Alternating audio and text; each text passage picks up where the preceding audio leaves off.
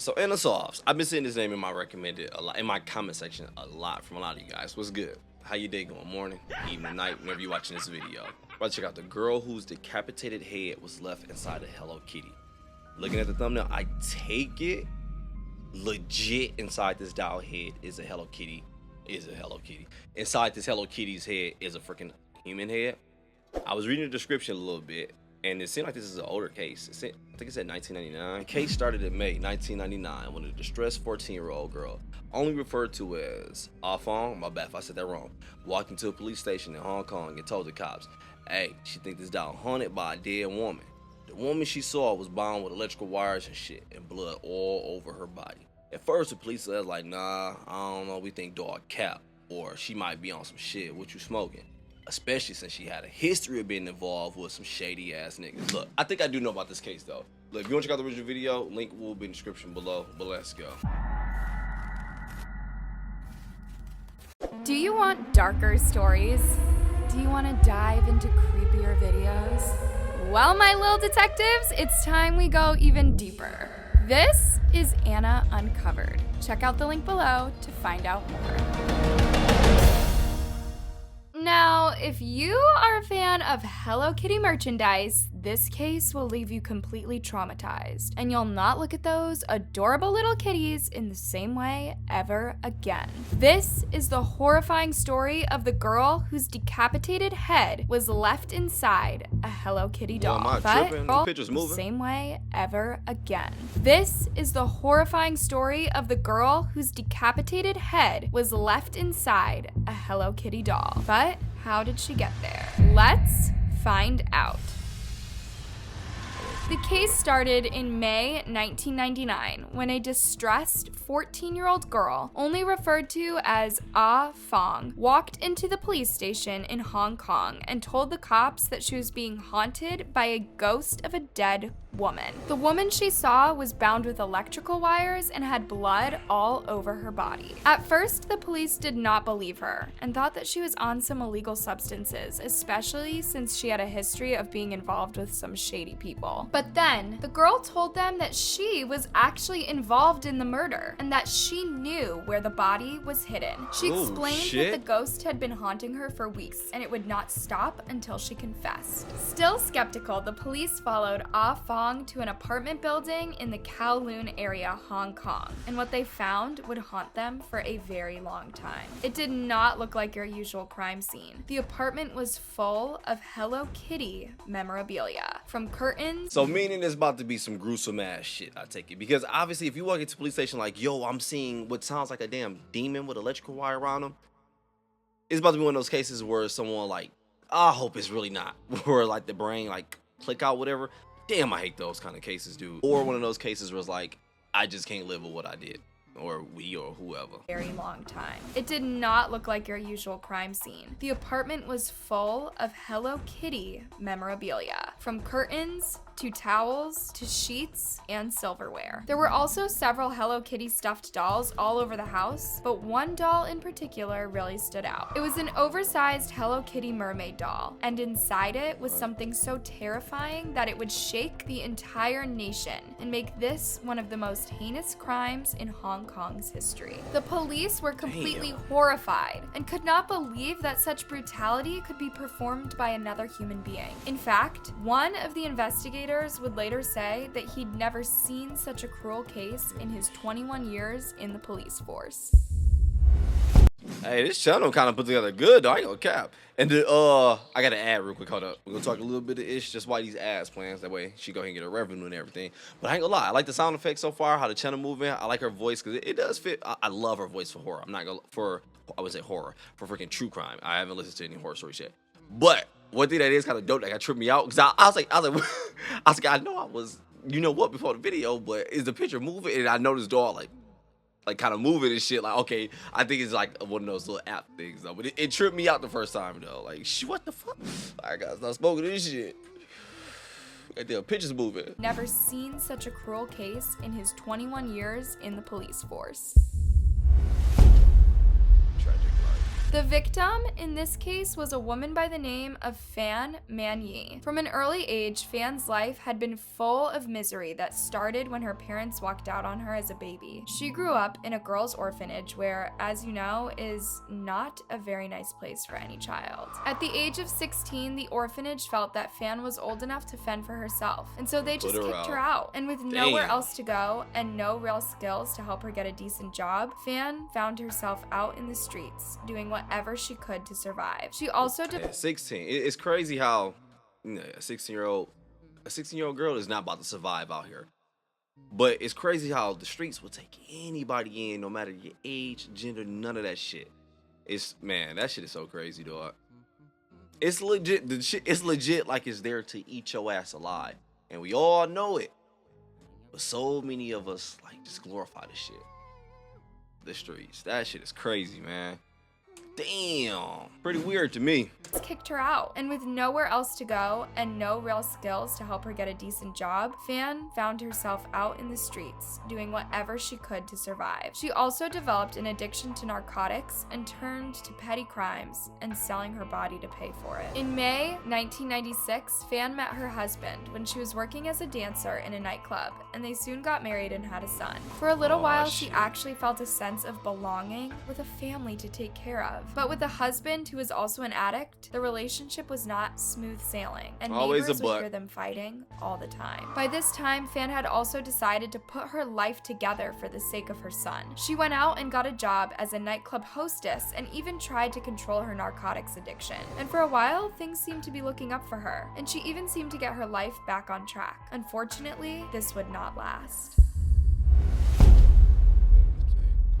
In 1997, I just saw what Anna did there. That's what she's doing. That's fire, dog. So basically, it's broken to like chapters or whatever. So it's like, like negative motive, stuff like that. But she ain't put like negative motive. But you know what I mean? Okay, that's dope. Go back. That's different. I like that. Okay, that's dope. And she even seemed to get her life back on track. Unfortunately, this would not last. Fatal mistake. In 1997, Fan met a man by the name of Chan Man-lok, a 34-year-old pimp and narcotics dealer, who became one of her regular customers. As a notorious dealer and leader of an organized crime ring, Man-lok was a dangerous man. But Fan's addiction could not let her see this, and so she got involved with this guy, who also became her dealer. And since the money she was making at the club and from selling herself was not enough to wait, did she say? Hold on, let me see one thing. Hold on. I'm gonna go back real quick. I'm gonna edit it out so you ain't gotta watch me watch it again. Hold on. Okay, all right. So I went back a bit because I had to make sure something. Okay, so Chan Man-lok, my bad, probably said the name wrong. So he's just the pimp. He's not the guy she married, not the husband, whatever, right? So I take it she bumped into this guy. All right, my bad. Yeah, ain't my bad. I ain't know. Shit, what you gonna do? Keep dumb watching the video and don't even know what the fuck going on? Shit, I had to go back. I had to understand some shit. Pimp and narcotics dealer, who became one of her regular customers. As a notorious dealer and leader of an organized crime ring, Man-lok was a dangerous man. But Fan's addiction could not let her see this, and so she got involved with this guy, who also became her dealer. And since the money she was making at the club and from selling herself was not enough to sustain her habits, one day Fan did something that would cost her her life. After one of their sessions, she took Man-lok's wallet and stole $4,000 from him. Man-lok soon found out and demanded that she pay back everything she had stolen plus interest of $10,000. Fan managed to raise the initial $4,000 but asked for more time to get the rest. However, Man-lok did not want to wait and decided to do something really drastic. In March 1999, Man-lok sent out two of his goons, Liang Xing. Now, I'm not gonna lie to you. If I'm involved with someone who I know is hella dangerous, I'm not gonna steal no money from, especially that big of an amount. That amount is legit. If you know this person is dangerous, that amount, yeah, they're going to do some shit to get back at you. You stole 4, and he was like, he was so hot. It's like, I want 10 on interest, 10 on top of it right back, knowing you ain't got 4. So look, the thing I'm wondering though is like, was that amount of money stolen? Because it sounded like someone who was stealing this money, like, yo, I gotta steal this amount of money because we need it because me and my hubby. Me and my son, kid, not doing too good, so we got to get away. So it's like, damn, stealing that much money, I would have hoped that's what it was for. don't sound. I don't know if you did try to get away. The person did try to get away. I don't know that. But I will hope that was the reason why. I'm hoping it's not like, all right, just because I know we get it. She's involved in lifestyle. Well, she got out of it. Sound like hubby's in it though. It sound. I don't want it to be like, all right, I just stole it just so I can buy more. And this person's obviously your dealer as well too. Shit, man. All I'm saying is know who you're dealing with. And if you do know who you're dealing with, then know how to deal with the mugs. For real. That, man, crazy, dog. One of their sessions, she took Manlock's wallet and stole $4,000 from him. Manlock soon found out and demanded that she pay back everything she had stolen plus interest of $10,000. Fan managed to raise the initial $4,000 but asked for more time to get the rest. However, Manlock did not want to wait and decided to do something really drastic. In March 1999, Manlock sent out two of his goons, Liang Xingqiao and Liang Weilern, to kidnap Fan and bring her to him. He would invite his friends and associates to the apartment to violate and use her any way they wanted, and they would pay him. However, after a few sessions, Manlock decided that simply getting his money back was not enough. He wanted to punish Fan for her mistake and use her as an example for other girls who might be tempted to steal from him. And that's when things got really horrifying. Made her out of an example. The three men took Fan to a third-floor apartment on Granville Road, where they tied her up with electrical wires and began to her. And to ensure that no one outside heard her screams, they used dirty rags as a gag and tortured her for weeks. Ah Fong, who was 13 years old at the time and dating Manlock, who is much older, would visit the men and even take part in torturing Fan. One time she found Manlock hitting Fan in the head multiple times and she actually joined in. She would later tell the police that she thought— Makes sense why she reported that. My bad, calm down. Because at first I was like, hold up. That's what old girl was saying.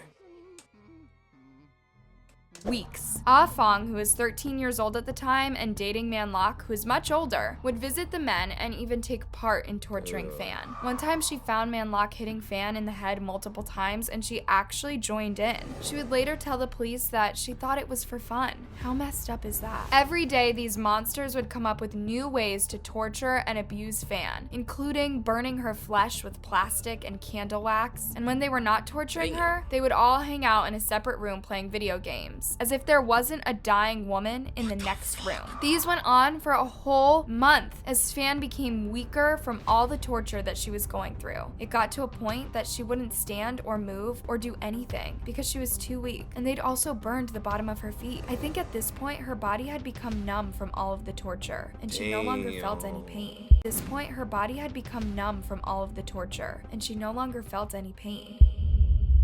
The men decided that she was not fun anymore since she was not reacting to the beatings as much, and one of them suggested that they tie her and leave her suspended in the air and use her as a human punching bag. So they tied up her wrists with electric cords and tied up the other end to the ceiling fan, and they would leave her there for hours. This is damn near a sense of entitlement at this point, bro. They're basically, they just feel like, or it sounds like he just feels like you owe me. You owe me your life at this point. That's all it sounds like. This is crazy, man. It's just going to keep on escalating, keep going and going. It's like, because you got the original amount back, got the interest back the other way you got it, got your little torture and everything, but it's like, nah, it's just going to keep on being, you owe me, you owe me, you owe me. I never understood that mentality with drug dealers, though.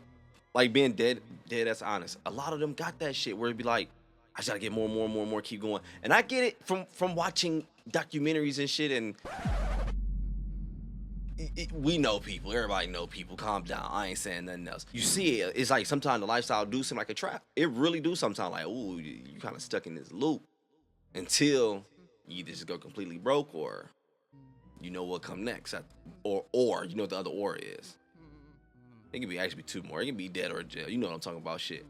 But dog, I never understood that shit. It's like, man, look, stop being greedy because that's always going to be the downfall. And that's for any field in general. Like, being greedy depends. I don't know. You can probably debate the shit. But regardless, being greedy in a lot of situations, that's normally the downfall as well.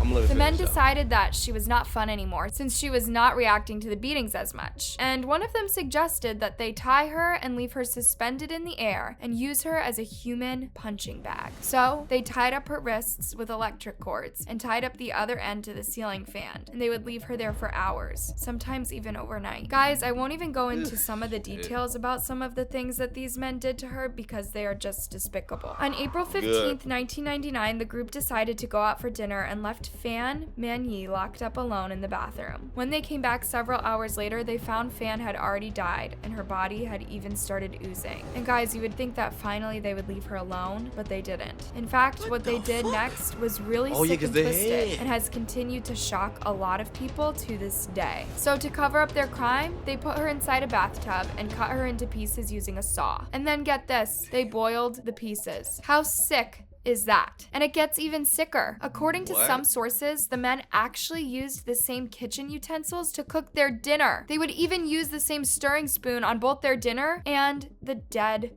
body parts. Once they were done boiling the remains, they threw them away with household garbage, but left the half-cooked head, which they— Well, I don't eat at everybody's house. I don't do no potlucks at work or nothing, dog. If you buy that shit from the store, sometimes I'm to the point now, even then, like, even if you bought it from the store, like, I don't know, your finger look like it stank.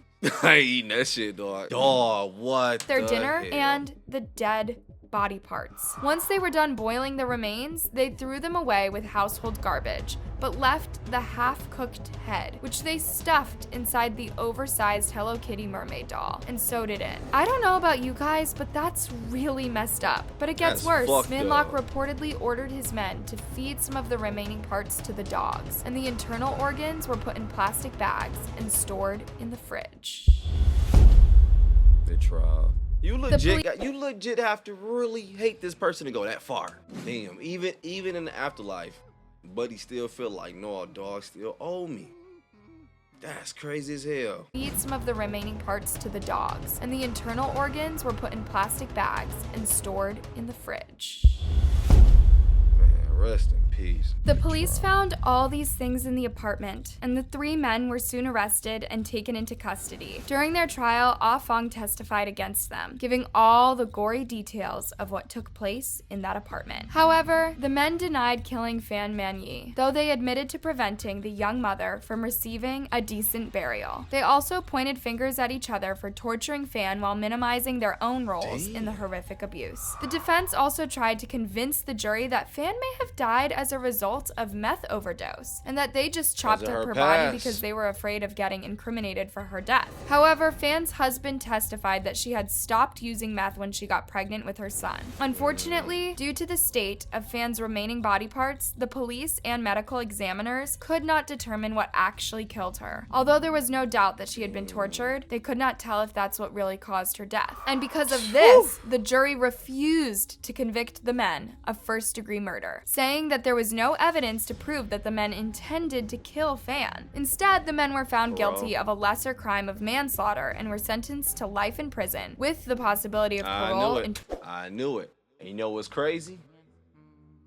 Yeah, she was tortured. We see that shit 100%. But the cause of her death, they can't put it together because her body was full of meth. We talked about this in a video before. Like, the paper trail you leave, like that, people legit will remember that shit and judge you on that shit, even if it's something you completely left out of your past. Like, I'm decades past this. I'm done. I ain't saying that for her because I don't know. What I'm saying in general though, if some shit goes sour and then you're a part of it and it's kind of connected to some shit with your past, they're going to go back there. They're going to do it. It sucks, but it makes sense because let's say if you really let it go, sure, you know you did. Your family feel like they know you did. They may have known you did because we know some people still be sneaking behind and doing it, whatever. So you know the answer. So it's like, damn, but I can't convince them because I'm not here to prove it. And only thing they got is what I left here. That's all they got. And your past is what you left here. That's for any and everybody, dog. That shit crazy. I mean, we even heard, even the boys, they weren't taking her serious when she went there at first because of who she was.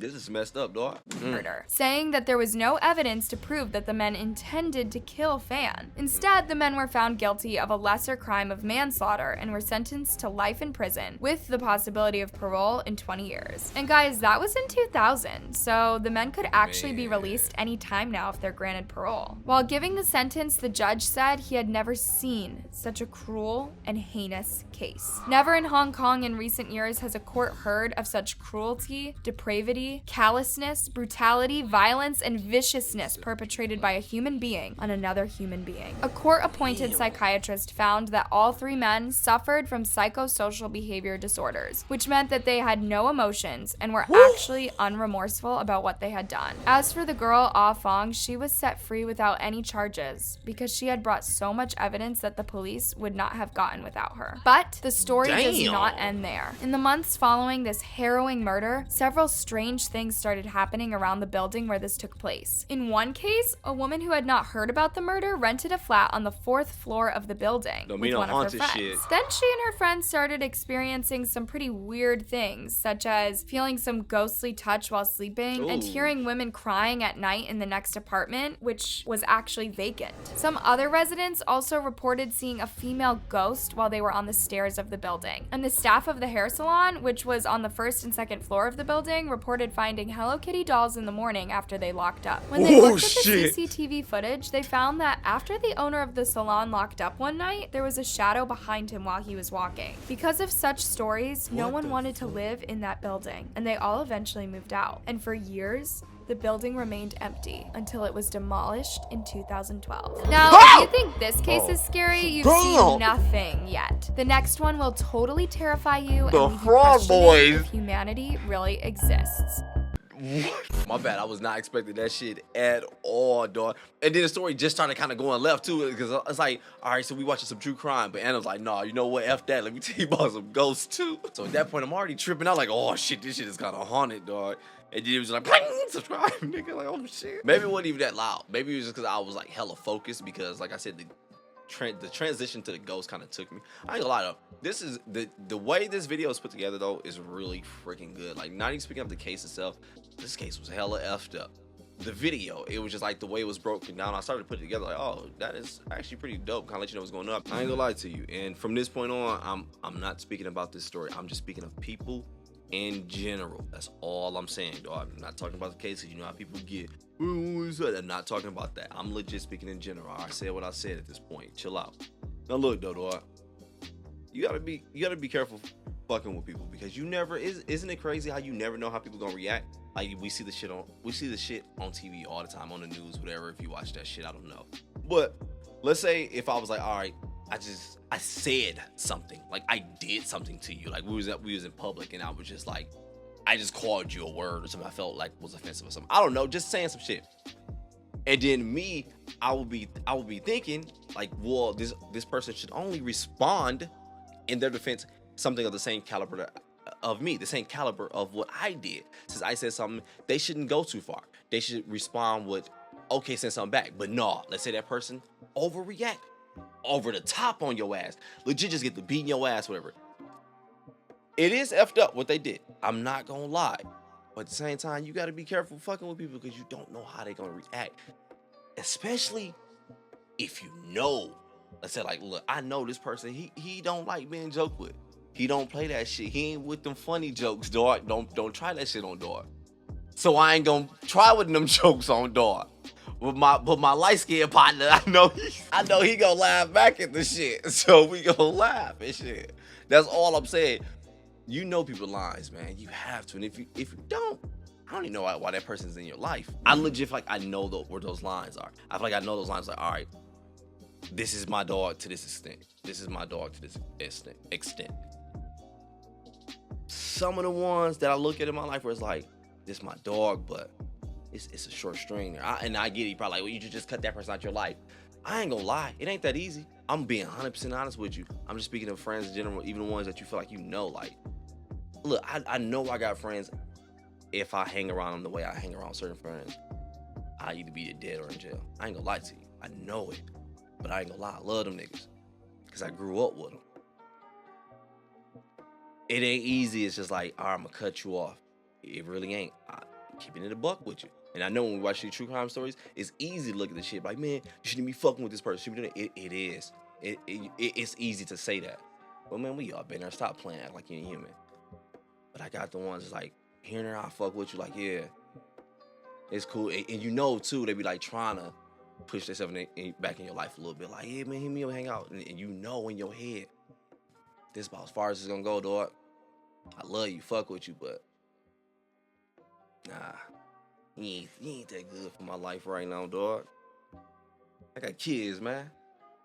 Fuck you talking about, boy? Now, I will say this, though. I ain't gonna lie, dog. I don't play about jeopardizing my life or putting my faith in other people's hands. But then again, I'm just high. I ain't speaking nothing new. People been saying this. The only thing is they love people from a distance. How many? I know we heard. I'll talk like I'm talking to the talk show crowd. How many people heard people say? I gotta stop smoking this shit. But no, for real, we heard hella people say that. Like, love people from a distance. Like, I've heard hella older people say that. How many of y'all out there? I'm about to wrap this shit up, dog. Nigga, you in the crowd. Nigga, get up. What the fuck? How many of you niggas in the crowd?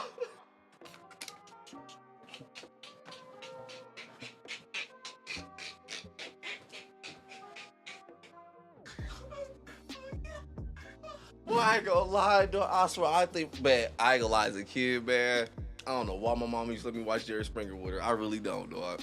That was wrong as shit. Rest in peace. I love you, Mom. Hey, I'm high. My bad. I'm just here smoking and talking with y'all last shit. I'm mad. I just bought an ounce of Reggie. I know I did. I hate this fucking shit I just bought. Hey, I'm about to go ahead and get up out of here, though. Go ahead and enjoy your day, morning, evening, night. Whenever you're watching this video, I got cotton mouth and shit. I hope I ain't got the boosted mouth. I hate people having that white shit in the corner of their mouth when they talk. Boy, I was watching one reaction video. I ain't gonna lie. I stopped watching, dog, just because of that shit. I said, nigga, that shit. Hey, I'm out, dog.